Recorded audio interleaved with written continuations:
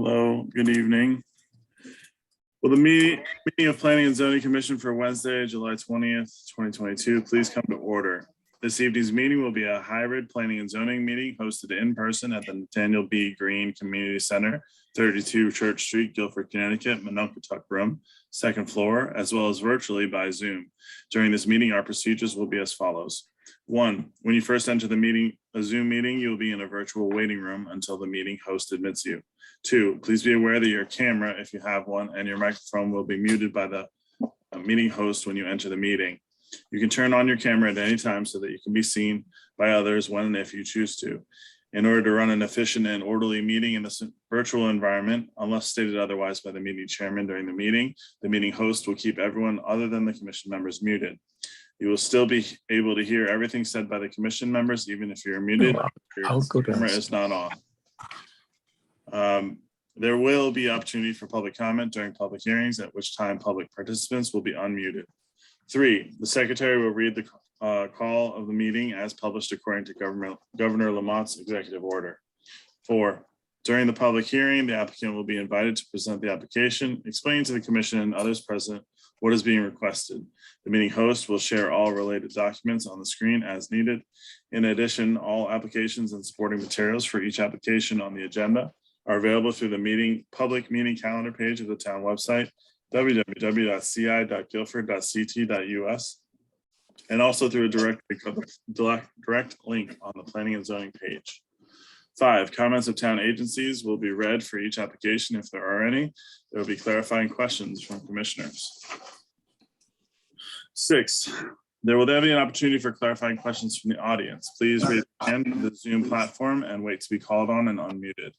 As this public hearing must be recorded, it is necessary for speakers to identify themselves each time they speak by stating their name and address. 7, after all clarifying questions are exhausted, those who wish to speak in support of the application will be asked to come forward, state their name and address for the record, and make a statement. Then those who wish to speak in opposition to the application will be asked to come forward to make a statement. 8, the applicant will then have an opportunity to address any questions or concerns raised by the public or commissioners. 9, once the public hearing is closed, the applicant is free to leave or remain for the balance of the public hearings and the regular meeting, during which time the commission will try to reach a decision on each application. Each applicant will be notified in writing as the decision of the commission and has a right to appeal to Superior Court if desired. 10, decisions of this meeting are available the day after the meeting by calling the Planning and Zoning Department at 203-453-8039 or by emailing planningandzoning@ci.guilford.ct.us after 9 a.m. All actions taken on the applications tonight by the commission will be by roll call. All commissioners and staff will identify themselves for the record before speaking. Seated this evening are the following members who will please identify themselves. Kevin Clark. Here. Bill Freeman. Here. Ted Sands. Here. Philip Johnson. Here. Sean Cosgrove. Here. Frank DeAndrea. Here. And I am Scott Edmund, Chair. Our alternate tonight is Jason Marchi. Hello. Staff President are Jamie Stein, Town Planner. Hello. Steve Hunter, Acting Zoning Enforcement Officer. Here. And Lisa Piambino, Planning and Zoning Administrative Assistant. This meeting will be recorded via the Zoom platform and made available on the town website for viewing. The secretary will now read the legal notice. I just have one comment before I read the legal notice. Scott, I believe, if I'm not mistaken, that the Town of Guilford website has a new address. I'll be updating my spiel shortly as soon as all that confirmed. All right. So, you know, the town website it's now guilfordct.gov. Yes. Yeah. So I will amend the notice to recognize that. Sure.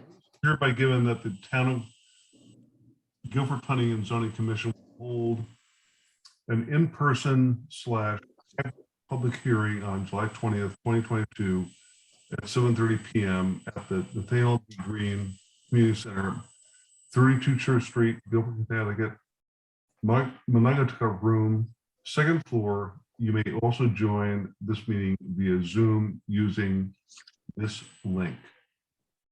The following applications will be heard. Keith B. Bishop, 1355 Boston Post Road, map 52, lot 7, zone R5, zone boundary change from R5 to PV2. Copies of these applications are available for inspection in the Planning and Zoning Office and on the town's website. Was it Guilford?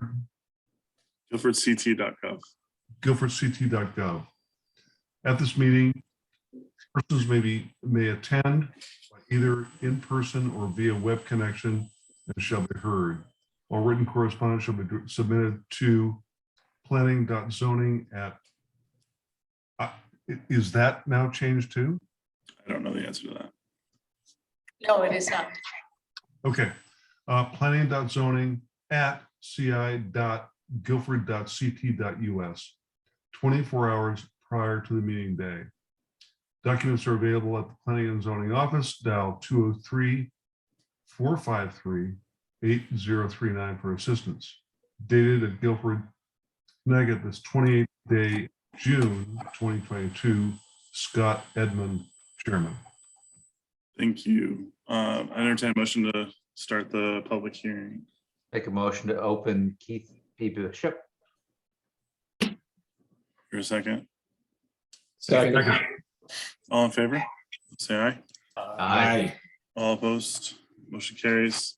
So, yeah, that's fine. We can, the agenda, first item on the agenda is Jake's Cherry Street LLC, 3797 Church Street, map 74, lot 9, zone I1, site plan and special permit for dental medical office. They would like that to be continued to our August 17th meeting. I would entertain a motion to do so. So moved. Second. All in favor? Aye. Aye. Opposed? Aye. Motion carries. Keith B. Bishop, 1355 Boston Post Road, map 52, lot 7, zone R5, zone boundary change from R5 to PV2. This is the first of 2 public hearings on this item. Who would be presenting for this application? Keith, I think. Keith, you're muted. There we go. Thank you. Hi, good evening. Keith Bishop for the applicant, which is the property owner, which I am stockholder of. It's BW Bishop and Sons, Inc. And pleased to be before you here to present our application and answer questions and move ahead. Along with me here on the Zoom session are my daughters, Sarah Del Ventura and Carrie Healy. So they'll be able to chime in with any comments later on as questions arise. So with that, which way you're got the materials ready to be shared and how you want to proceed with the application and what Jamie's going to put up on the screen or not. If Jamie's ready with the application map, do you want to put that up, Jamie? Sure. Here I've got your narrative, Keith. I can scroll down to the map if you'd like. Yeah, why don't we give the overview of the map Okay. to get the bigger picture, then we can go back to that. Thank you, Jamie.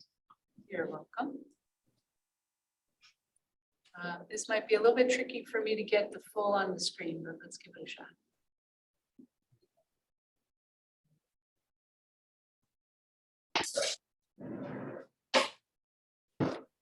How's that? Want to go smaller or? Up as soon as it refreshes on my end of it, I think you've got it at a good scope there, Jamie. There Thank you you. go. Yep. All right. No, thank you very much. So as described in the narrative, what's in the olive green color is our request to change to PV2 from R5.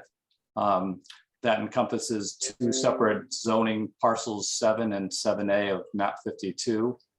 And that's bounded, as you see, by existing PV2 on essentially 2 of the 3 sides and by Long Hill Road on the 3rd side as far as a general triangle. And it's south of 95 butting up against the interstate. There's only one residential property that abuts this particular one, that is 234 Long Hill Road right there. And that's a older house. It's was built in the 1700s and actually was part of our farm's property and bought in 1919 by my grandfather and great uncle as they expanded the farm back at that time. And it was owned by the Stone family before that, which relatives of the Stone family still are here in Guilford as well. So that's an overview, and the 500-foot abutters area where the notices were mailed out to are noted on here, and as long as the application and supporting documents that we put together.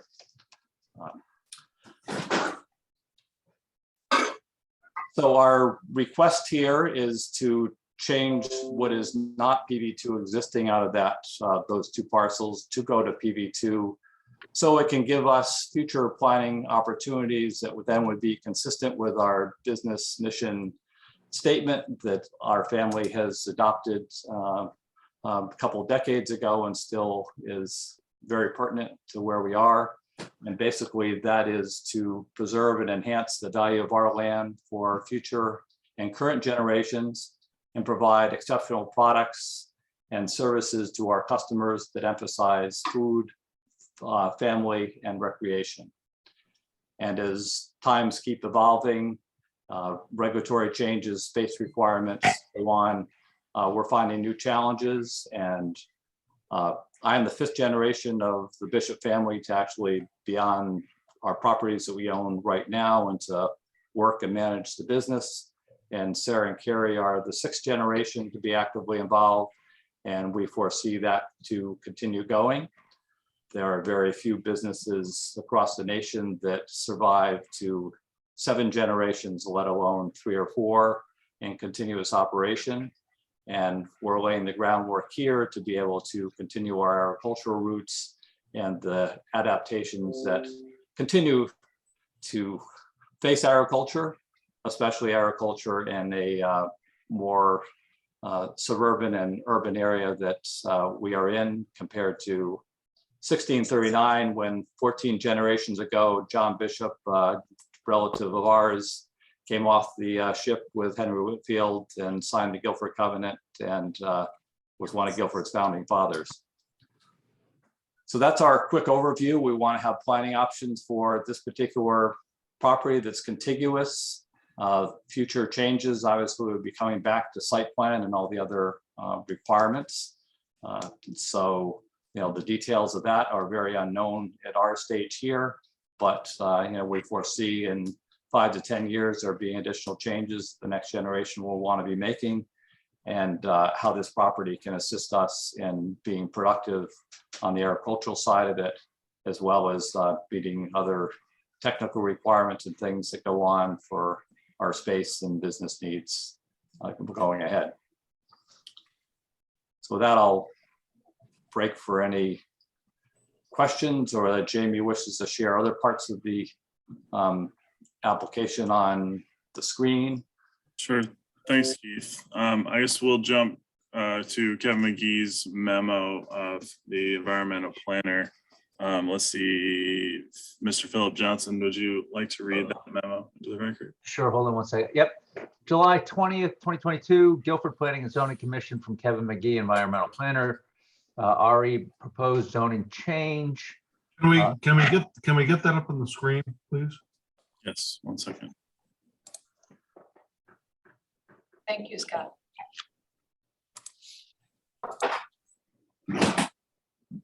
The petition is for a zone change from residential R5 to Post Road Village District 2, PV2. The eastern portion of the zone change is within a Level A aquifer protection zone. The aquifer protection regulation by state statutes prohibits the following activities within a Level A aquifer protection zone: car or truck washing, industrial laundry services, embalming or cremation services, furniture stripping, biological or chemical testing, photographic finishing, storage of de-icing materials, solid waste facilities, textile production, reconstituted wood production, wood treatment, pulp production, hazardous waste storage, treatment or disposal of pest control services, production or fabrication of metal printing, waste recycling facility, rubber or resin production, chemical production, clothes or other cleaning services, power generation, electronics production, underground storage of oil, petroleum or hazardous materials, oil or petroleum dispensing, wholesale of hazardous materials, vehicular repair or maintenance and salvage operation. The property also contains areas of inland wetlands and water courses located on the property, which are connected to the West River. This allows uses within a PV2 zone, which would be in conflict with the aquifer protection regulations and may impact inland wetlands or retail clothes cleaning and laundering establishments, laundromats, or motor vehicle stations. Due to the conflicts between the aquifer protection regulations and allowed uses in a PV2 zone, I recommend that the zone change should cover only those portions of the property outside of the aquifer protection zone or be part of a larger comprehensive review of the zoning districts, which is being conducted as part of the zoning regulation review. A text amendment or new zone may be required to allow for additional development on the Bishop property, which is not in conflict with the aquifer protection regulations. Thank you, Ms. Jones. Mr. Bishop, would you have you seen this memo? Do you have anything in response? No, I have not seen the memo. I don't know when it got posted up, but I have not seen it, Scott. Okay. So I won't directly react to it here at the moment in that regard. So we can continue on, and then we have a second public hearing, I believe, that's going to be a part of the record, so we can address it then. Right. So the big concern is and if you go, let's see here. Let me bring up the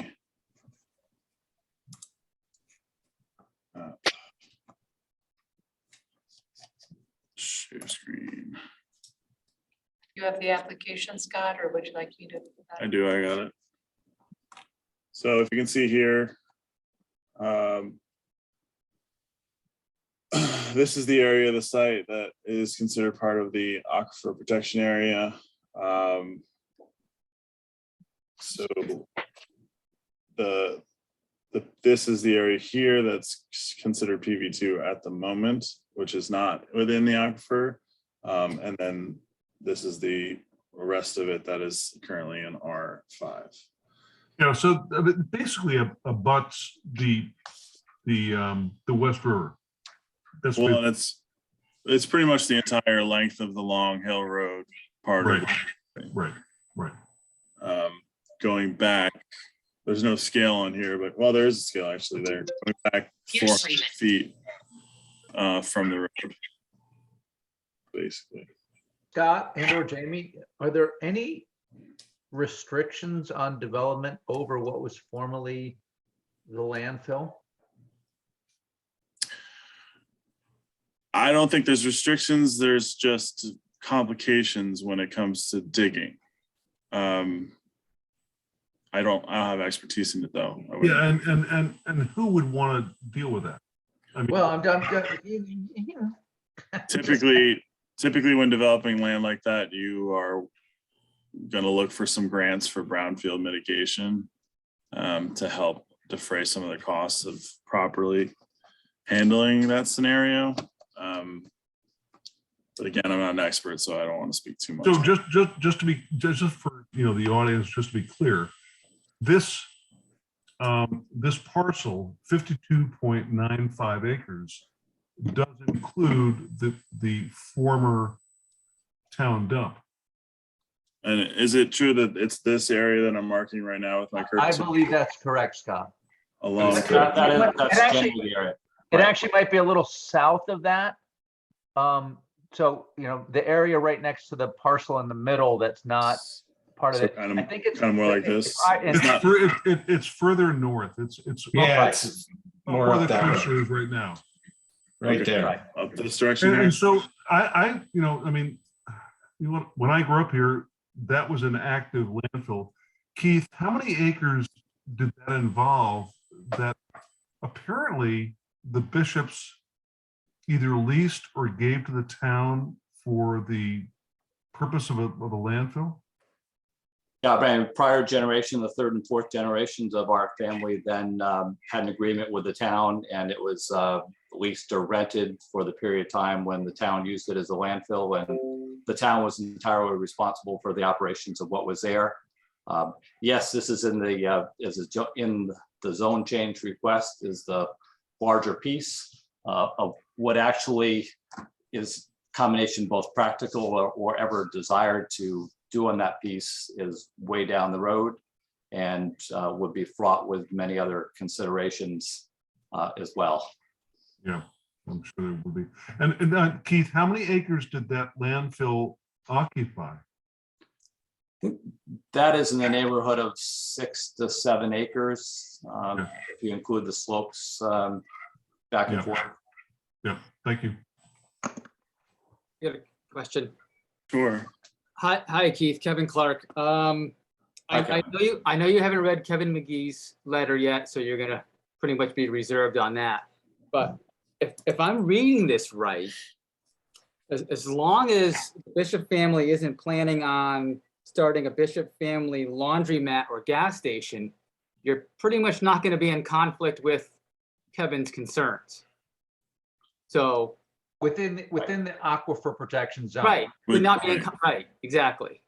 Right, that's a very good way to put it, Kevin, that our intended discussions here within the family are to continue to maintain agriculturally oriented pieces Right. that exist within the PV2 zone, but not to go at uses that are in conflict with the aquifer protection.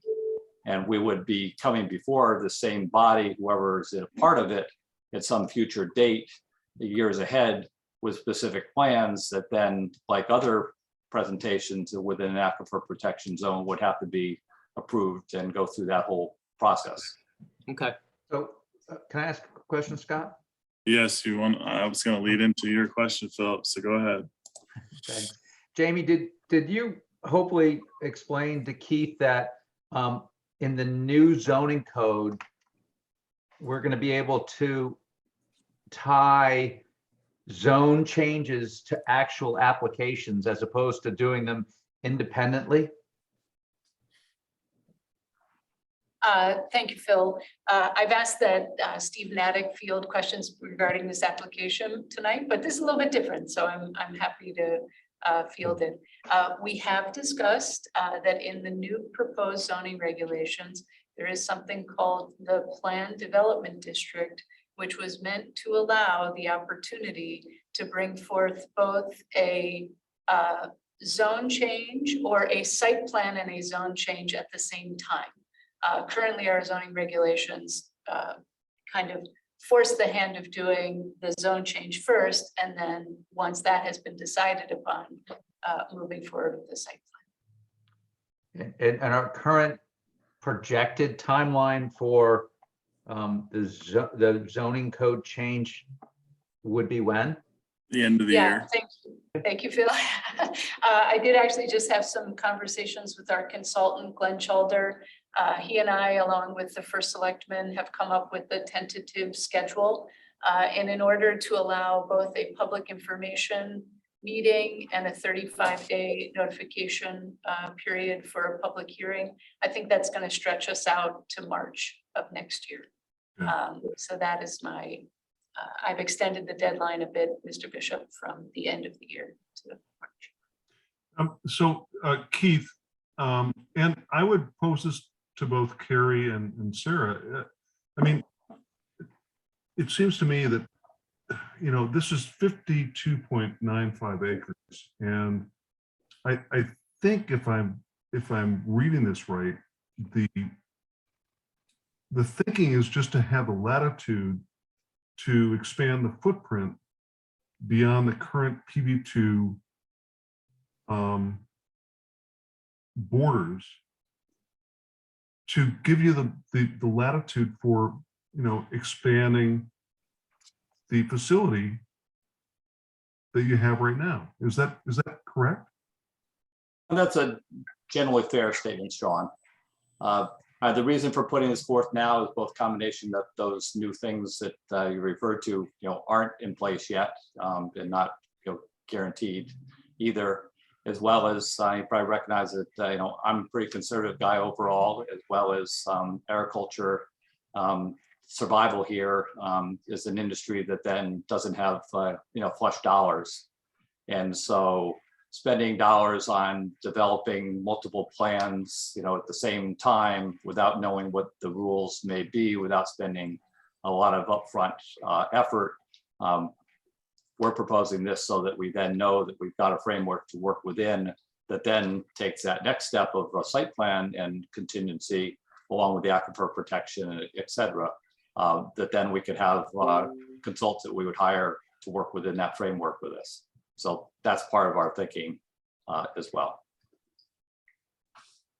I had, just to frame the discussion a little bit here, Steve, I wonder if you could help me with answer a question that Keith, correct, your property is considered a commercial farm, is that correct? Yes. And so Steve, do we have somewhere where we have a list of the what is allowed by or as of right for commercial farms in our regs? And if not, do you think you could?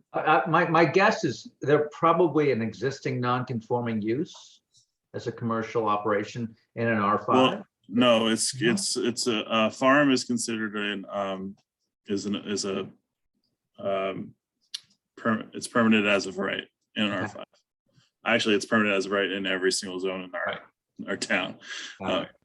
So so part of framing this was I would like to get out there the idea of what it is that they are allowed to do on their land because they are considered a farm as of now, so that we can at least have a starting point versus what they're asking to do in a PV2 zone.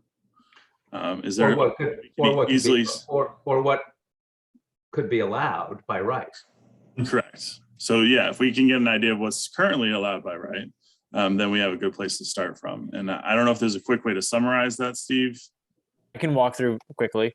Sure. A commercial farm is a farm that's operated primarily as an income producing operation, and that meets the state's minimum criteria for producing income. That's the definition. Raising of livestock is a as of right activity, includes raising, breeding, and sales of animals.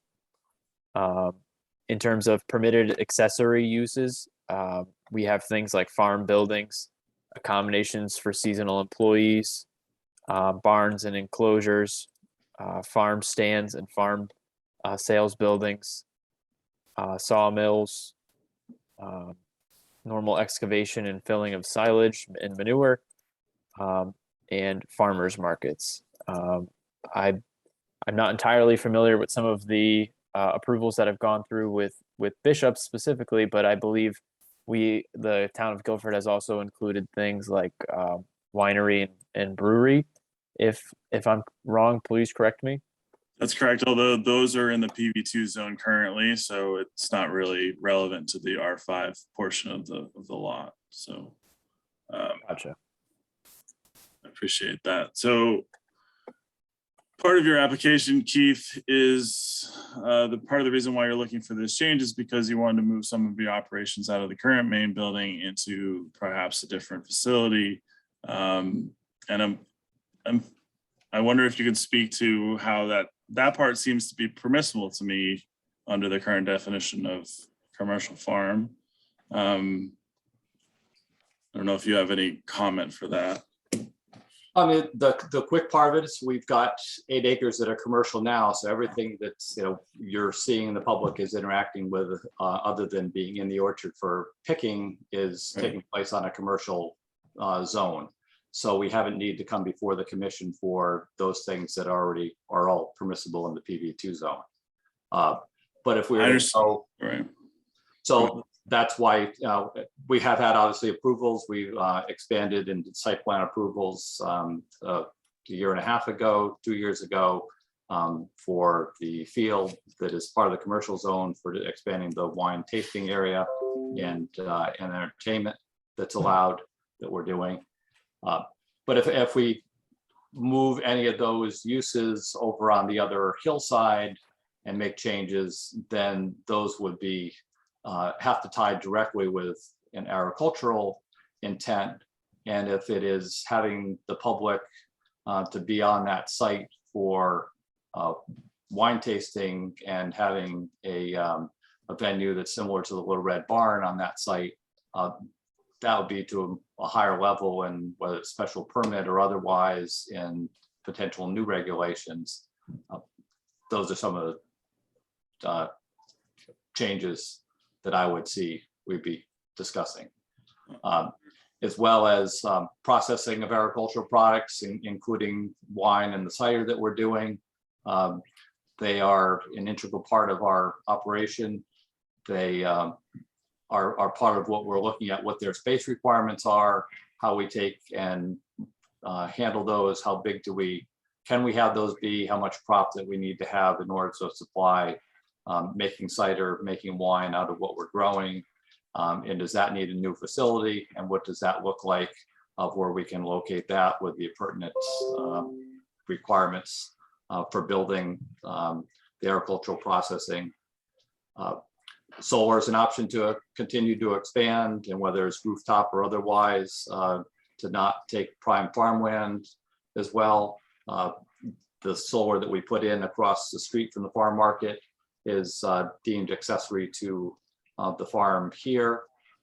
Hence, that didn't require a special permit that went through the commission 5 years ago now, when we turned the switch on that in January of 2018. So there's a host of pieces of it that are going to be exceptions to agriculture, I guess is the way to put it, when you look at a fine tooth comb. We did a zoning change ruling several decades ago for Strawberry Hollow Farm, when they only produce so much stuff on the farm, and he sells things there that he grows up Route 1. But there's an amendment to the code that was put in that allows a special permit, so you don't need to, you can sell more than 51% of what your revenue is that involve other people's products, not just having to have yours. So that's potentially another conflict, that the PB2 zone doesn't have any restrictions of what Big Y can buy and sell, or Walmart or any other commercial business, doesn't matter where it comes from. In our farm market as well, where a small portion of what we sell in total is our own product, but we're supporting over 300 acres of what we're growing and owning to then go through the retail process or pick your own, or processing into those value-added products. So it sounds like you're feeling that the potential uses you're looking to use the land for is above and beyond what is currently allowable in the R5, because you are a commercial farm, some of the things that Steve has listed off. To add on to that then, are you aware that within our new zoning codes that we are working on amending, now granted they're not going to be finalized until March of next year, as you heard, but part of one change that we're working on is finding ways to allow commercial farms to have additional revenue streams, which include a lot of the things that you've just mentioned, honestly. There's actually a meeting on the 27th for anybody who's listening. And 27th, Jamie, is that correct? 28th, I'm sorry. And there will be a meeting every month thereafter to discuss the zoning regs. Thank you for the plug. And that will include this topic about commercial farms and what can be done to adjust our regulations to allow them to do things like wine tastings and have a fair, or just lots of various ideas that are floating around. So certainly I hope that you can have a representative there for that discussion on the 28th. Because, again, if there's enough flexibility in what's allowed in that regulation, then perhaps there might not be as much of a reason to go with the PV2 amendment that's happening here that you're applying for. And then that brings me to, I just want to make sure everybody's clear. I want to bring up the table of the PV2 area so we can just bring up all the allowable allowable things that could happen in the PV2 zones. Let me just bring that up so we have it. Yeah. Yeah. Sorry, that's not the right one. Now, as you do that, then I'm fully aware of all the check boxes that's on that, and there's no other zone that exists in Guilford that really applies, and it would be spot zoning to go put any other commercial classification, in the area here. So that's why our application is for PV2, despite the fact that we don't want a service station, we don't want a gas station, and other things on our farm property that's been in the family for decade and a half. Understood. I'm trying to just put as much information out there for everyone to be able to have a full scope of what we're talking about. No, absolutely. So here we are with the table 5 in our zoning regs. There's a lot of items that are already permitted in PV2 and I'll just like scroll through quick, slowly. We discussed things like laundromats, and at least in the aquifer area wouldn't be allowed anyway. Clinics, nursing facilities, dwellings, financial institutions, lodging and conference centers, entertainment, but that's only by special permit. Keep on going down. Motor vehicle, again, is by special permit. Permitted would be offices and businesses, professional service establishments. Places of worship would be by special permit. And then recreational facilities other than the town, and restaurants, excluding drive-throughs. Although that's been amended. Yeah, that's been amended since. I pulled it from the town website.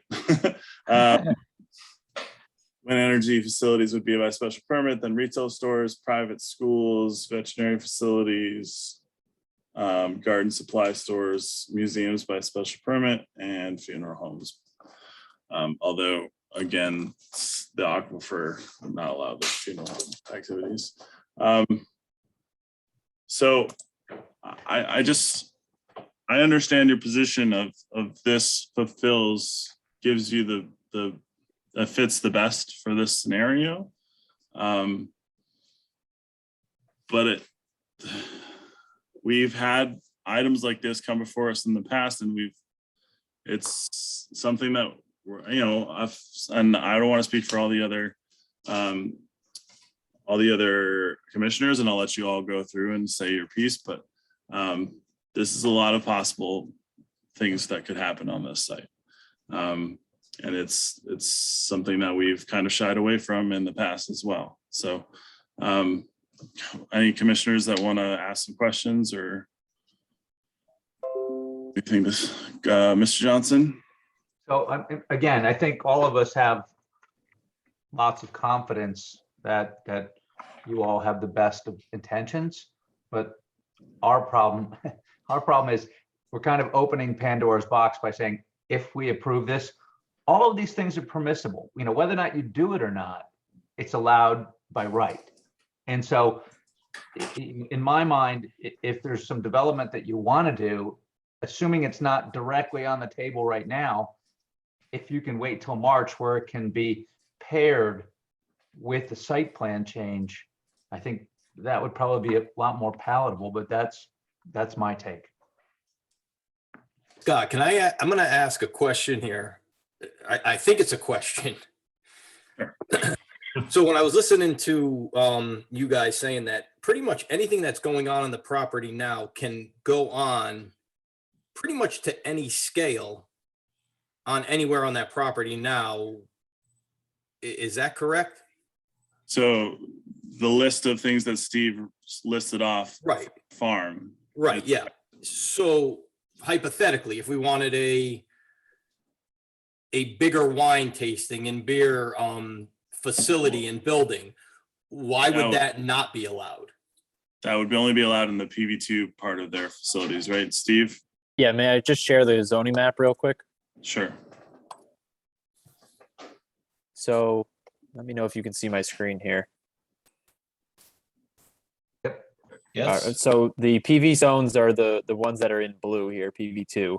The lower portion of the Bishop's property right now, where the main store is and the little red barn, is this area in blue and gray here at the bottom on the post road. The rest of the property is currently zoned R5. So those kind of more commercial activities are not permitted necessarily in this zone. And The only items permitted in that zone are anything that's permitted for a farm currently. Which is what was read before, right? Which is what Steve read out. Read before. Now, your definition of each of those things and how that relates to what may or may not be done on the site is, definitions that we'd have to discuss, but yeah, and there's a wider range of activities that are probably not included in that definitely fall under farming, but are just, they don't have to be necessarily spelled out. correct. So I have a question. I think the concern is with the amount of land that would be rezoned for PV2. Keith, if you drew a line from what would be the western edge of your property, on the western edge of so if you bring the cursor, right to the western edge of the property. No, well, where the PV2 is. Not the way, I'm sorry. The other side of it, where the red barn is. Yeah. You drew a line over to Long Hill Road going easterly and carved out that triangle and just rezoned that area as PV2. Is that something that is feasible, or do you want to do all 52.95 acres? I mean, topography and the underlying structure of what the land is a big planning issue. So that's ledge outcropping and other things that may not support buildings or septic requirements that go along with whether it's processing or Wetlands in there. In the wetlands. food service and so forth. And and we've got the wetlands and the stream that runs down through that. Right, of course, that does include even aquifer issues. So you're right. Oh, perfect. Thank you, Jamie. That's Steve. Steve. Steve, thank you. I Got was it. going to ask for that, so perfect. Thank you. So just clue me in. I'm sure Steve is doing it. What are the hatched areas? Is that aquifer? This is the town's Wetlands. it's a rough wetlands estimation. Woodland. Okay, all right. And if you remember, the aquifers were along Long Hill Road. Yeah, right. There, he's got Now it. the pink is the aquifer. Okay, even better. And some of that empty space at the top, that's the Old Town dump. Yeah, over here. It's really restricted, isn't it? So the power of zoning and inland wetlands takes top priority over what the zone piece is that we're requesting. And so what we're asking for is our ability from a consulting and long-term planning issue is to take a look at that bigger property, what the technical restrictions are, what the aquifer restrictions are, and be able to take and know those so we can then work within those appropriately for future expansion needs of the business. I think this is very eliminates a lot of things about the overall property, and I mean, for you know the property better than anything else, and you know that limitations. Any other questions from commissioners? I have a question, Scott. Yes, Kevin. Kevin Clark for the commission. I have a feeling I know the answer to this question, but I'm going to ask it anyway. So it seems to me like with the PV2 use, there are some uses that the commission would be comfortable with and some uses that they wouldn't be. is there any way if we were to approve something that that was proposed, we could put in the conditions of approval, we're allowing this to happen with this planned work, but in the future, like this and this will not be allowed. I Can don't you think we do can that? do that. No, I didn't think so either, but I'm asking. No, and that's, Kevin, No. that's sort of why, that's why Philip Yep. has said twice now about waiting towards the zoning Yep. changes. Because it kind of removes that it gives us another tool that we can use to approve something specifically as opposed to approve any possible thing. No, I figured as much, but I also, I kind of figured I'd ask, maybe for the hundreds, if not thousands of people watching this meeting, if they had that. Yeah. So Scott, it's Bill here. It's, Yes, Kevin, it's going to be on YouTube. Yeah. Yeah, Okay. it's gonna go viral, I'm sure. All right, Mr. Freeman, you had a question? Yeah, no, just that we kind of made, from what Phil said, it sort of reminded me of the application that came before us down by Amaroni's. And I think the same questions came up and we ended up pretty much in the same place on that it does open up a lot of things that we can't control once we've established that new zone. And so I think that it might be better to try to wait until there's a more useful tool in the toolbox for the bishops to use to get specific things that they want without having to put us in a position where we take a piece of property and sort of open it up to a lot of other things. Yes, Mr. Sands. Well, I have a somewhat different take on this. When I look at this, and I mean, this is a big piece of property to be moving from residential to commercial. And as I look down on the west end of town, there's a lot of property zoned residential that would love to be commercial. And heretofore, we've been very hesitant to do that, and because of the nature of the town. And this is a very large piece of property to be considering for this. And it strikes me that on the one hand, I can fully understand why the bishop organization would like to have the flexibility to work out something that would be within the various constraints of the wetlands and the aquifer protection, et cetera, and still permit an orderly expansion of their business. And it's definitely in the town's interest to be able to allow a successful business like this to expand. But to have this big a block go from residential to commercial without some sort of other incentive for the town, it just strikes me as being kind of hard to do.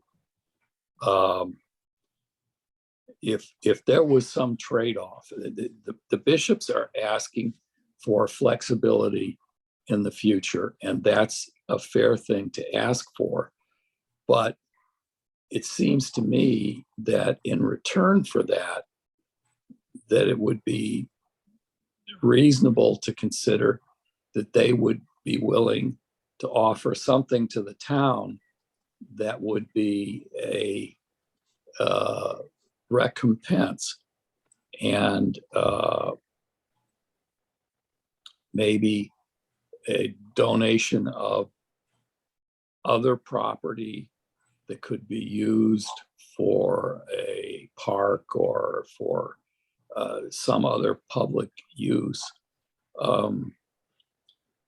might make the trade-off here easier to understand.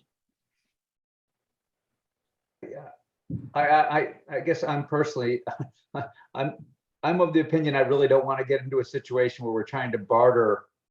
I mean, I think that the bigger issue is whether or not the allowable uses and the rezoning of a 52-acre lot from R5 to PV2. You know, I don't want to get into I mean, when we subdivide properties, we've now changed our methodology for taking an open space subdivision or fee in lieu of.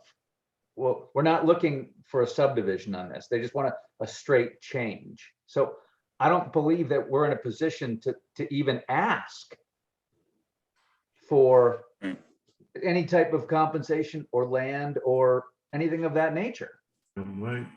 I totally agree. I'm not saying that we should be asking. I'm just saying that it would make it, to me, it would seem more equitable if it was offered.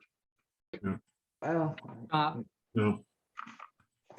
So I'm not sure Yeah, even if it Kevin. was offered that you would be able to then effectively it's use it. like, you're, hate to say it, like, are you really going to make a decision that you wouldn't make otherwise because they gave you a parcel somewhere else or they offered that? I mean, I think that's a terrible precedent. Kevin, yeah, thank you, Scott. I think Ted brings up an interesting point. I hadn't thought about that. So I'm thinking though, Ted, that your point's coming from a tax base standpoint and losing taxable land. So I'm just looking at this property, and if you think back to the overlays that Steve had on here with the wetland resources, there's not a lot of really, I would say, highly developable property that isn't really near a wetland resource. So they're going to be pretty limited from a development standpoint. I honestly don't foresee there's a great likelihood of residences ever really going up on this property. That's the way I kind of see it. So, and this may be a stretch, and this may take us down a little bit of start to take us down a rabbit hole that I know we don't want to go down. But I'm also wondering is if you put this into a PV2, you take the resident possibility off the table, that in some kind of way, the bishops are doing the town a favor in the sense that depending on the residential development that I went in here, that could be a net negative to the town where this other project would not be. Are you talking about adding kids to the school system? yeah, single family housing effectively is. Yeah, I mean, that's To be- I don't want to to be necessarily go down fair- that rabbit hole, but there's to a be lot of negatives to the tax base associated with residential development. But I know we're not going down that, but I'm just kind of thinking Right. out loud that this may not be as bad a thing for the tax base as. To be- Just a thought. Have we ever factored in the tax base in our discussions? No, and I'm just gonna say, to be fair, in PV2, resident, like all sorts of residential, is allowed. No, I understand that. Ted made me think of it with his question. That's all. Yeah, I mean, you might be referring to previous discussions we've had on that issue, yeah. Steve, would you mind taking down the map so that we can kind of see everyone in the room? Because I would like to open it up to any questions, specifically questions from the public. If you are currently watching and you are muted or have your camera off, then we won't be able to know that you have a question. But at this time, would anyone like to ask a question?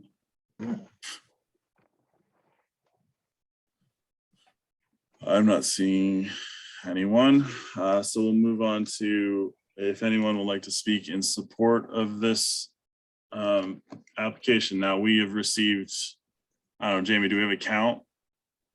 I think I'm not sure the total count. Scott. I briefly looked through it. I think we have somewhere in the range of 8 to 10 messages of support for this application. And I saw one that was against the application.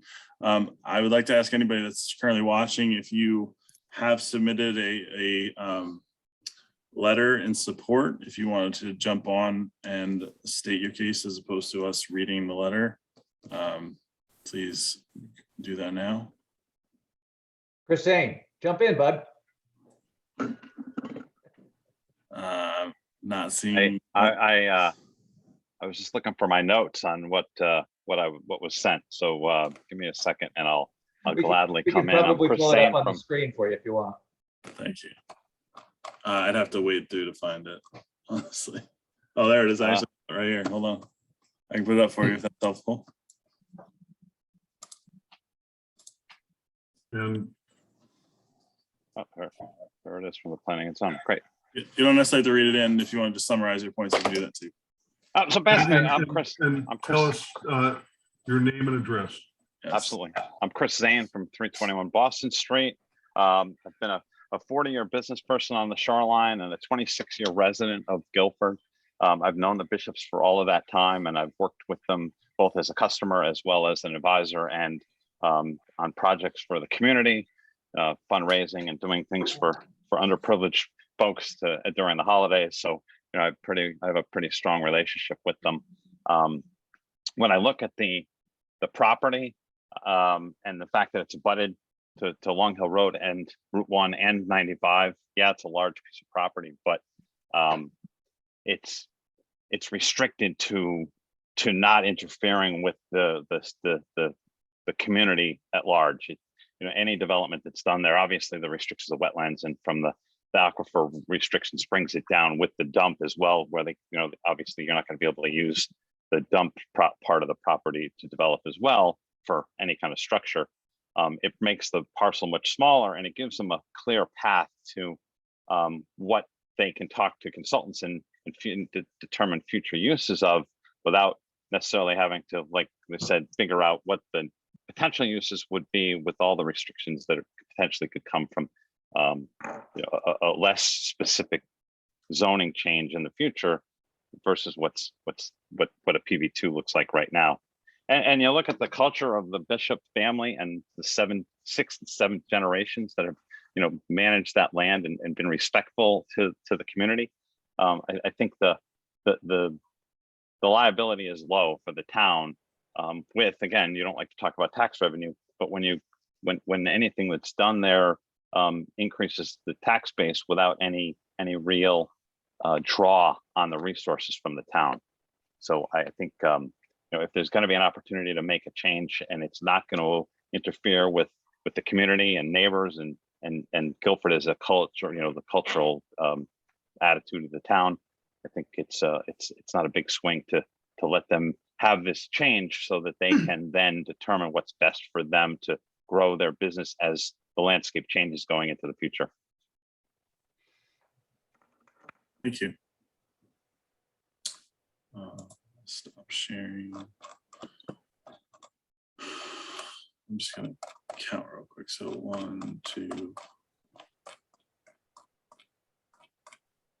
3.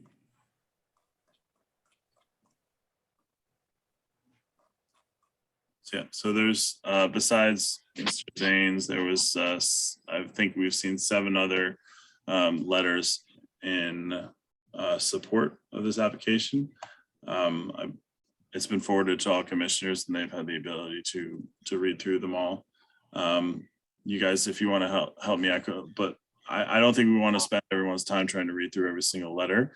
But by and large, the sentiments are that the Bishop family is trusted, that most people have the feeling that they are an asset to the community and that they will be generally good stewards of the land and whatnot going forward. Does anyone else have anything else to help me summarize that, or does that sound correct to you guys? Keith, does that sound correct to you? All these letters that have been sent? Yeah, out? no, I mean, I appreciate, I think the ones that were also, I included on, asked them to be read into the record. So that's, one request there at the, at least if you're showing other ones like Chris is on the screen, Sure. And Yep, that's for fine. Public records, that's, you let people know, who has spoken up. No problem. That's a good- As that's a well. good idea. That's a good idea. All right.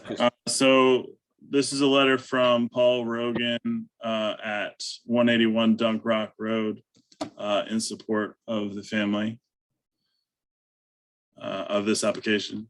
This is a letter from Linda Rogan, also from 181 Dunk Rock Road in support of the application. Again, this was Chris Sain's letter from 321 Boston Street, Guilford. This is a letter from Jackie Gadoso from 16 Hickory Road in Guilford. Thank you for your letter. This one, I believe, was an opposition. This was from Deborah Palouse at 328 Boston Street. And then Arlene Azer Cohen from 72 Long Hill Farm. That is a different piece. And then we had two other ones that came through recently. Let me grab those real quick.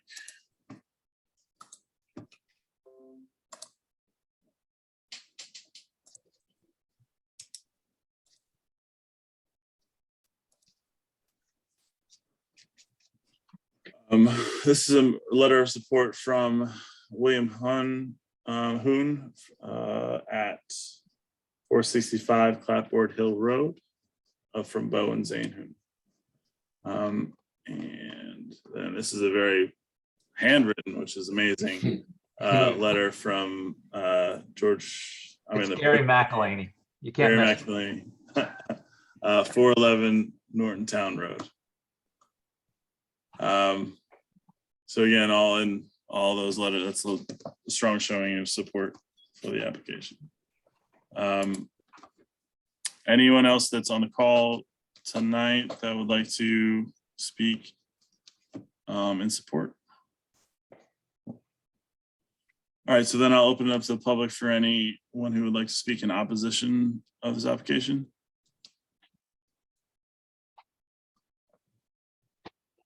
Not immediately seeing anyone, so I will go to that one letter that we received.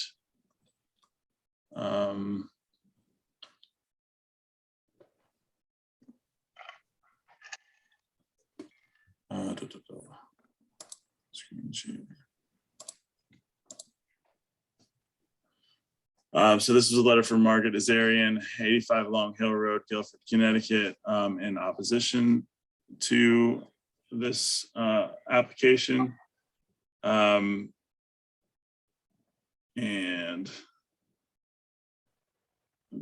the again, just to summarize, in fairness to the fact that we didn't read all the other ones into the record, just wanted to summarize that her generally the takeaways were worry about wetlands, worry about aquifer, not specifically aquifer, but worry about wetlands, worry about the residential nature of Long Hill Road,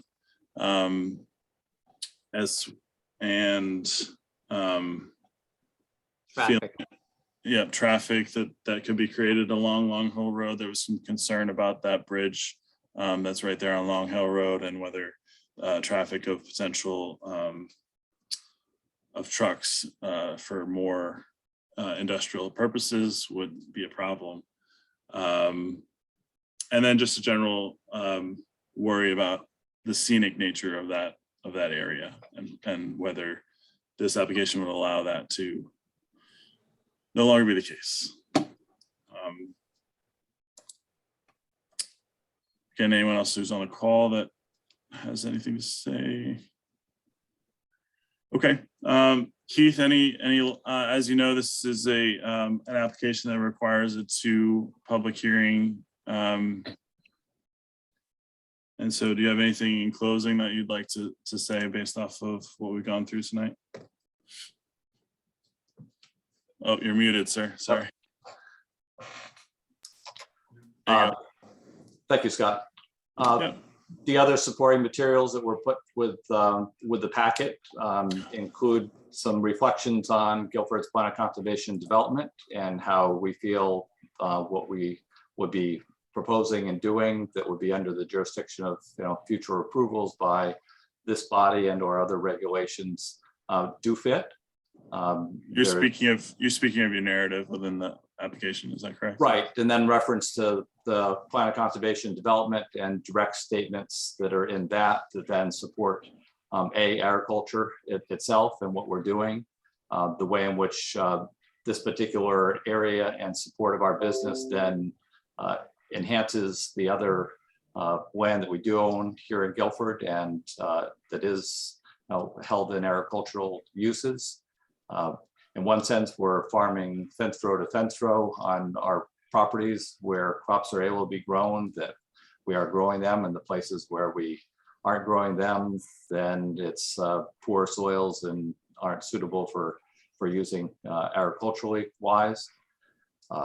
So that's one point. The number of letters that you've got in here that have already come in to me, and me being involved with P&Z issues and being on new meetings here and there and other zoning change requests are a significant number of positive feedbacks as opposed to what you normally would be getting at all.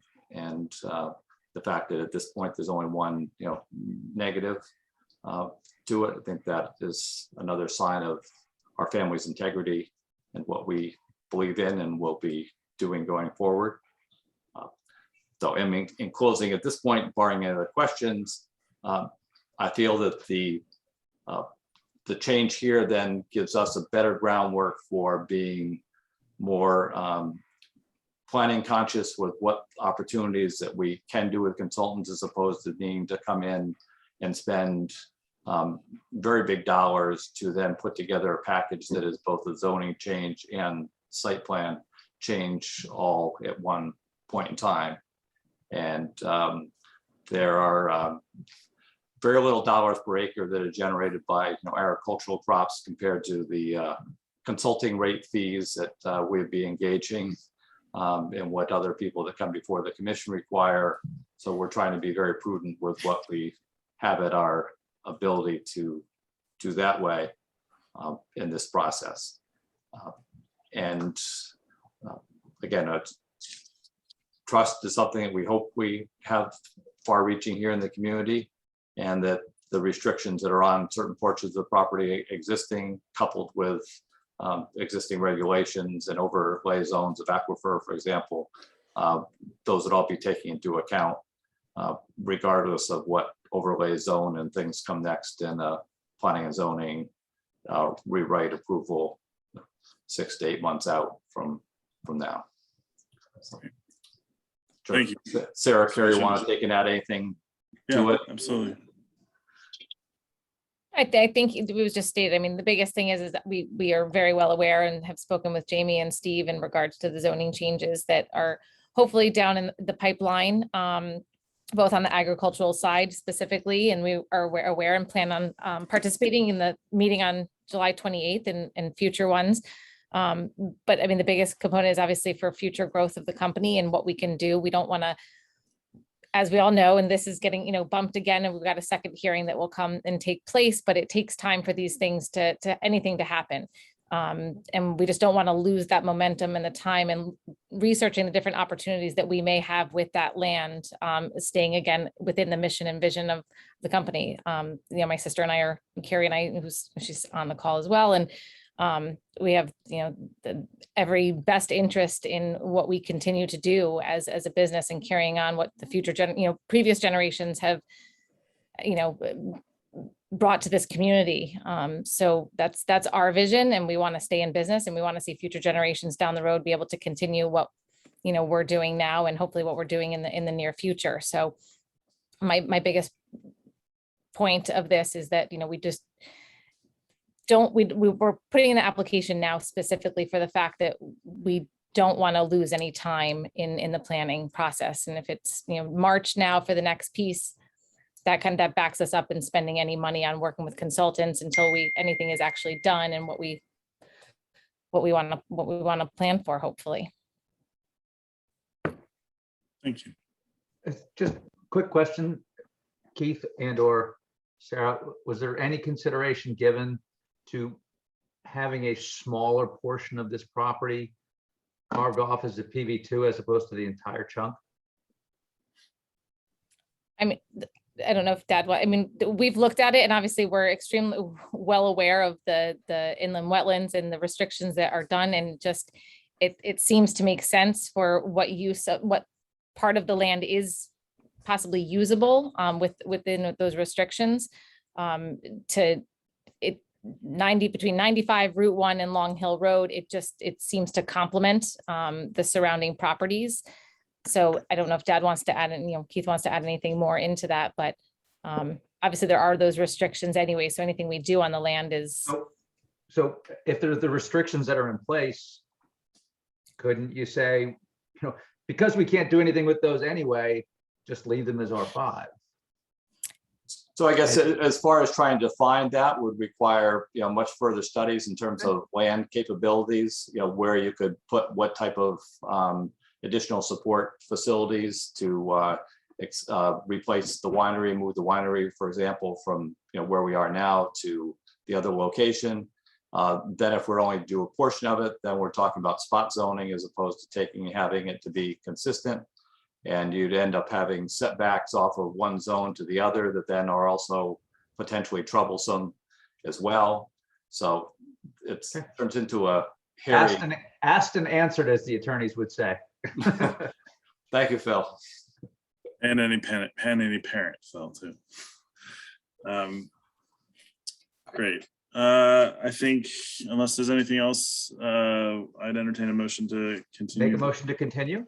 All right, now, Jamie, we've yet to discuss whether we're going to have a meeting on the 3rd or not. A meeting on the what, Scott? I'm sorry. We've yet to discuss whether we're going to have a meeting on the 3rd or if our next meeting is going to be the 17th. We are not scheduling any applications for the meeting of August 3rd. Okay, so this will be continued to the meeting of August 17th. Correct. Nice. So moved. Wait here a second. Second, We'll do a roll call vote. Kevin Clark, in favor. Bill Freeman, Yes. Ted Sands, Yes. Miss Philip Johnson, Yes. Sean Cosgrove, Aye. Frank DeAndrea, Aye. and I also vote yes. Mr. Bishop, thank you for your time. Appreciate it. Thank you. Thank you, everybody. Much appreciate your attention to our presentation and questions. Thank you.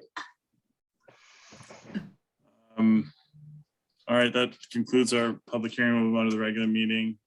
We don't have any pending or new applications. Approval of the minutes.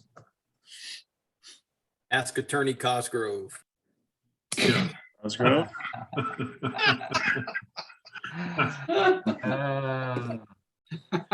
Besides the one item that Attorney Cosgrove found, has anyone else been able to review the minutes and certify that they're substantially correct? That was never in my past and not in my future. Come on, it was one mistake. I know. Scott, I know it's not on the agenda. Is there any type of a zoning enforcement activity? Well, let's have a motion about the approval of the minutes first, please. I'm going to abstain from the motion of the minutes because I wasn't there. Who would like to make? I would make a motion. We Thank you, approve the Mr. minutes. Sands. Can I have a second, please? Second. All in favor? Aye. Aye. Stay. All opposed, and one abstention from Mr. Freeman. The motion carries. To mimic Mr. Johnson's question, Steve, is there anything on ZEO that needs to be reported? The major zoning enforcement action, which I have been undertaking right now, is related to 351 Whitfield. It is the site adjacent to the, I'm not sure which marina it is. It's a private marina driveway, which is directly across from, not directly across, but on the same side of the street, but across the marina driveway from 405 Whitfield, which is where the Eagle View Homes condo development is going in. This site number 351 is a industrial building. I believe there's one industrial tenant and another portion of it's abandoned or under construction right now. But the construction company, Luario, who's been doing the site work for number 405, basically dumped a large amount of material from the site at number 405 into the back of number 351, directly adjacent and possibly within some tidal wetland areas. So I issued them a cease and desist, citing different areas of the regulations. The big ones are the lack of coastal area management application, coastal site plan application, the excavation and fill in excess of the amount required in the amount allowed in the zoning regulations, and activities that would require a normal site plan for expansion of the parking area or whatever they're doing in the back there. I have tied in Kevin McGee to pursue an inland wetlands violation, and I anticipate that he will be issuing one in the coming weeks in accordance with the Inland Wetlands Commission schedule, because a show cause hearing is required within 10 days typically of an inland wetlands violation. I've also been in contact with Deep from their tidal wetlands enforcement folks and with their solid waste folks, because there is, as I understand, some material of concern that was deposited in that fill that was brought into the site, because there was some possible contaminants, as well as some material that is automatically considered solid waste in the fill. I would say that the total amount of material that's brought onto that site is somewhere in the range of 500 cubic yards. Wow. Wow. Gee. What kind of And material are it's- we talking about, Steve? Can you? Yeah, I'm a little confused where we're talking about. You know where the Guilford Yacht Club entrance is? Yeah, So you know Navtech, or what used to be Navtech? Right. It's behind the Navtech building. I'll share with you all. Hey, Steve, I just want to give you a little bit of applause for your, this is not easy. And I just want to say thank you for paying attention to this. Yeah, No problem. I'll second that. Yeah. great. Here, here. Not easy. Yeah, you just got to keep an eye on a lot of these things that are moving targets all the time. So yeah, this is the site of the Eagleville homes going in here. Right. And this is that Marina driveway. And Right. this is the area back here where all that stuff is deposited. Okay. So one of the overriding concerns I suspect is that prior to Eagle View, this was an asphalt paving company that had significant deposits of asphalt and millings on the site. So, to what degree those are mixed in and spread, I mean, I guess the DEP will look into that, but. Yeah, it's really all So DEP. But does it make sense that they got permission from Rothenberg to dump it behind his property? I don't think that's the case. I don't know, but he was not the developer at Eagle View. But they're dumping it. I mean, was the material that is of concern dumped beyond the property lines of the property that was being developed? Yes. It's And literally okay, up the street. okay, so that's the first thing. And so if they were dumped on within a different property line, were they within the property line of a property owner that should have known or could have given permission to do that? yeah, as I understand, and this is public information, I don't mean to put anybody on blast, but the two people that I've been coordinating with are Joe Gaudio and what's his name? Another gentleman. But I believe they're actually through LLC, Guilford Realty Partners, and another LLC. They own. I think Kenny Horton is the owner of the property, isn't he? No, there's No? multiple owners. Well, yeah, there's multiple LLCs which own both of these, but they are intertwined with both. So did the material come off of Eagle View and end up over there behind? Yeah, they were just basically running dump trucks between the two. A lot of them. I mean, there had to be some coordination. Yeah, that Oh, doesn't absolutely. happen like that. Yeah, oh, absolutely. Are you sure that there's any wetlands in there? Because Oh, yeah. Oh, Really? there I know definitely is. I know there's tidal, but I didn't think there was any in the wetlands in that area. Yeah, there's possibly inland wetlands. There's a, I don't know if you can see it, but there's a creek that runs right up here, and it's definitely tidally influenced because we did see crabs in there, and we saw, indicative tidal vegetation around here. But we have to do. I'm basically asked Kevin to request that they do a soil delineation to see if there's any. So Steve, is this when a referral, if I'm using the right term, is made too deep, do they take over the whole thing?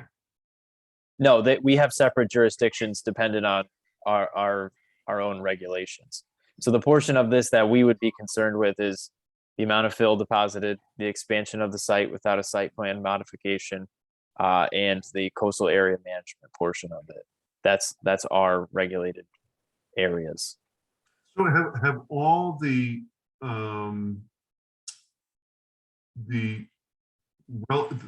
parties that are relative to this issue been notified? Yes. Okay. The town attorney has been notified as well. And have they had any response? Yes, I've met with the property owners, I think last week or the prior one. But I've also been trying to simultaneously coordinate with DEP and with Kevin McGee to make sure that we're not jumping too far ahead of one another, and requesting a bunch of information that the other may be requesting at the same time. So we're just trying to make sure that we're approaching this with a coordinated response, so that we can make sure this gets resolved as quick as possible. Thank you. And the activity has stopped, correct? Yeah, and they've put up silt fencing along the edge of the disturbed area. Thank you. Was it just, you think it was just ignorance of what they were doing? I think it was like a ask for forgiveness, not for permission type scenario. You mean results beyond rules? What's that? Results beyond rules? That's a new one for me. One of our local biotech moguls, that's his motto. Results Yeah, beyond that's- rules. And his name is Rothenberg. I didn't say that. Okay. Moving on. Thank you, Steve. We have a Board of Selectmen appointment of Commissioner Sean Cosgrove to serve as the town of Guilford Commissioner for South Central Regional Planning Commission. Oh. Wow. Oh, Attorney You get Cosgrove. a special hat or something like that? Finn. No, He gets I a get, big retirement package. yeah, I think what I get is pizza every other Thursday night. There you go. Wait a minute. At the Sprague office. We don't get any pizza. What's with this? There's got to be an ethics, report I have to make about getting pizza. I'm sure. Fair. God. Jamie, is there an official motion that we need to make on this? Yeah, so we would like for you to favorably refer Commissioner Sean Cosgrove to the Board of Select People so that they can make a move to appoint him at their August 1st meeting. I make a I would motion. make a motion to that effect. All right. Very Yes, nice. thank you. Very nice of you. Discussion before we vote. Really? Come on. All in favor?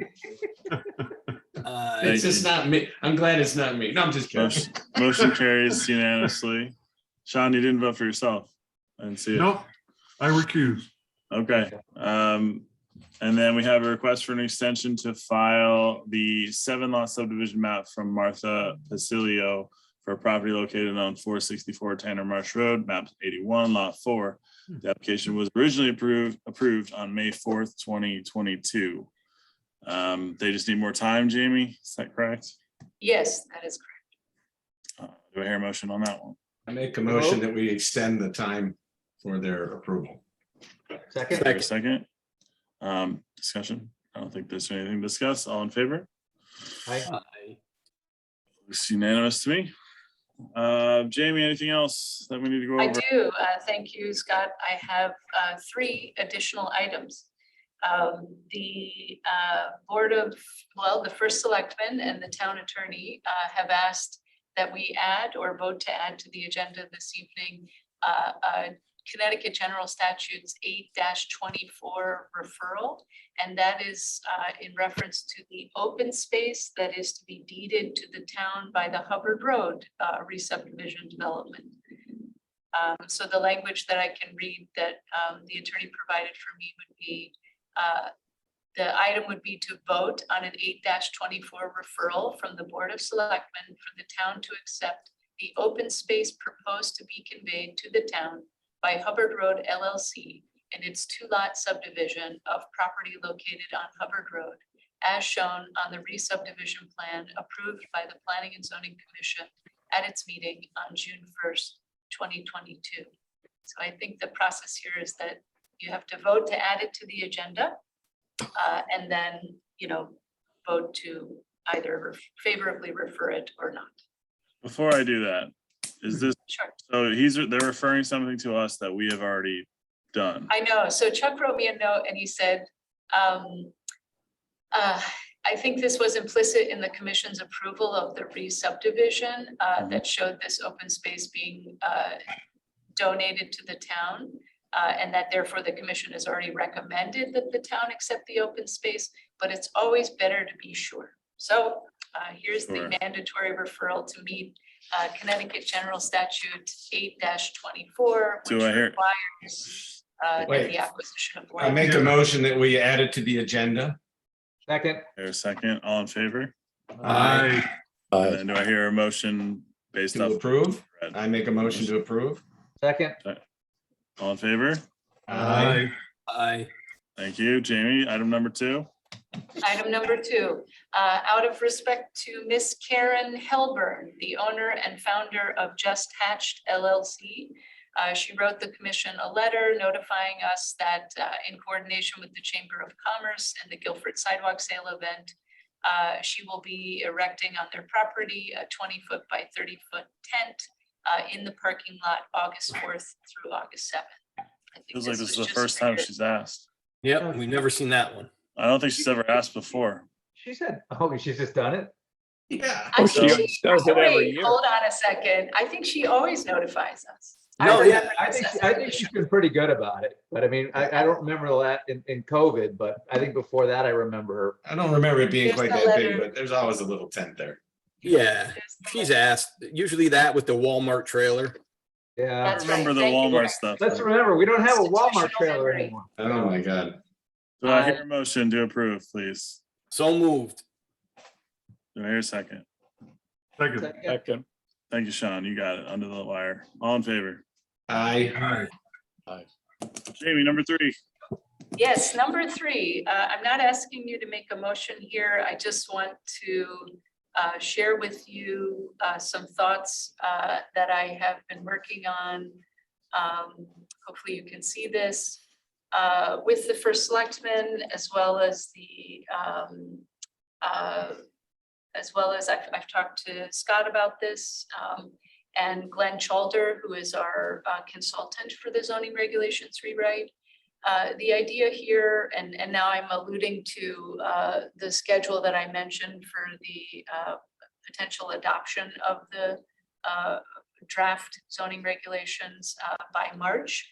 So a little bit of a flow chart here, starting in the first column with July and moving throughout the end of the year to December, January, February, and March. In an effort to have more focused area discussions on sections of the zoning regulations that I have been kind of hearing percolating thoughts and ideas from members of the community about. I've created sort of these 1, 2, 3, 4, 5 focused area meetings. From one will be next week, July 28th. These they'll be via Zoom only. I am looking to schedule them at 7:30 p.m.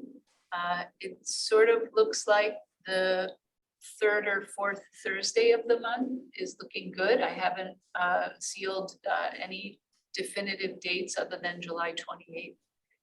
So the accessory or ancillary farm uses is scheduled for July. A discussion of the zones along Route 1. This keeps coming up. I keep getting questions about this, so I'd like for us to have a discussion and receive some feedback from the public.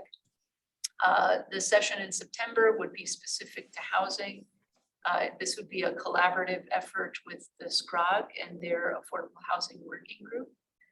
The session in October would be focused on issues of sustainability, as well as our new exterior lighting regulations and our stormwater management revamp.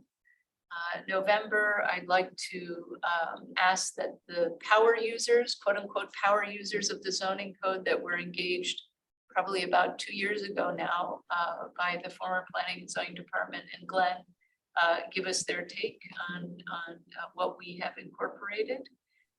December, it's looking like a bit of a working session for all of us to, debrief and think about what we've learned and heard and get those regulations up to date, share them publicly in January, have a public information meeting, and then I'll scroll down here, finalize those regs, get them out to the broad public with the 35-day public hearing notice, and then have a public hearing in March for their adoption.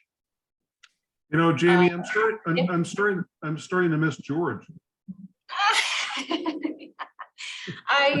The thinking here is it's a huge amount of work that has been done. I love the planning. I think it's great. Yeah, you could Fabulous. you could have a career The in reason, construction if you wanted to without Gantt chart. Yeah, that's a good CPM right there.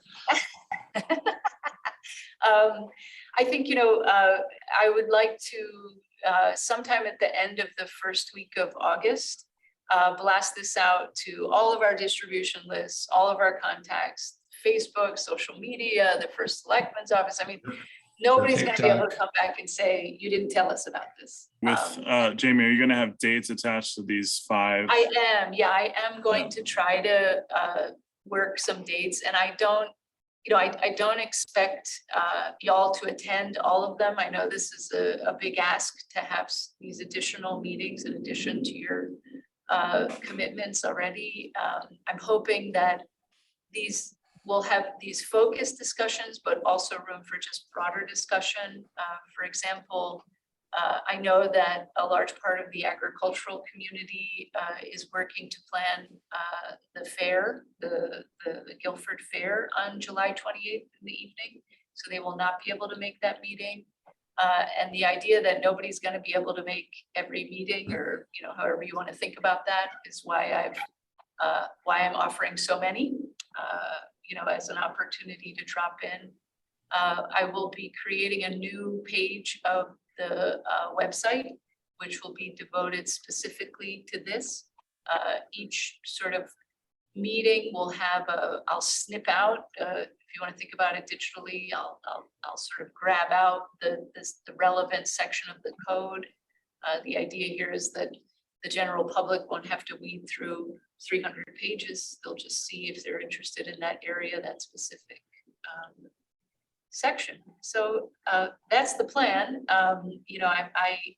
Steve had kind of asked me if the December deadline was a self-imposed deadline or if it was rooted in something. And I mean, I guess it was self-imposed, but I'm trying to strike the balance of full engagement and just doing this in a measured way, but also doing it.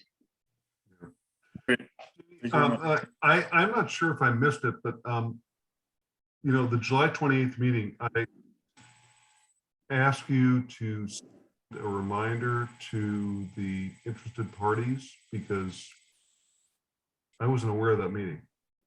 Yeah, it's so how I did the outreach for that particular meeting was I had contacted the assessor's office to get all of the addresses that have a farm designation. So they all received a memo sometime in early June, I think. I can't remember when we sent that out. They received a memo and the farms and farming regs and the promise of a July 28th meeting. But I totally agree with you, Sean. In hindsight, this wasn't, I didn't really do enough outreach for this particular meeting. That's why I intend to, do a full court press, basically announcement for all the subsequent meetings. Thank you. One added feature that we've kind of figured out is the planning and zoning email account, which is tied to our Zoom account, can actually host a reoccurring meeting, which can be opened at any time, any day. It's the planning and zoning department's personal meeting room. And I think that's what we will use for all of these meetings. And frankly, if it works, all meetings moving forward. That way the link never changes, the meeting ID never changes. It's always the same. That's great. That just makes it easier for the public. Yeah. Everybody, yeah, it makes it easier. Yep. And there's the webpage is new, right? The Yeah, links. yeah. The town website is totally new. Yeah, when you go to the links now, they're just so easy. They're little folders and it's so nice. Oh my gosh. Good, I'm glad to hear that. I mean, I think it's been a great advance to. So so for Lisa, the public notice in the future will have Guilford, is it guilfordcp.gov? Yes, Okay. that just changed. I didn't realize it Right. until you said something. Is- Thank you for, Because I was trying to go to the website today and I clicked a bookmark and it said that. And so I did it But- it again. should still direct you there because It you should can redirect still- you. It actually eventually did redirect me, but I'm Yeah. just saying that. Yeah, because you can still get to it with the old address, just the same with our email. Yeah, I just hope that the redirect stays in existence for at least a. It should. Yeah, they're not planning on getting rid of it anytime soon. Okay, good, thank you. Jamie, I would suggest that if you want to have these meetings on Thursday, that the fourth week is better than the third, because the third Thursday is usually when the political parties have their Okay, thank you. respective meetings. That Thank is. you. That works. That works for every month but November. The fourth Thursday is Thanksgiving. So I think we could do that for every month but November. Great.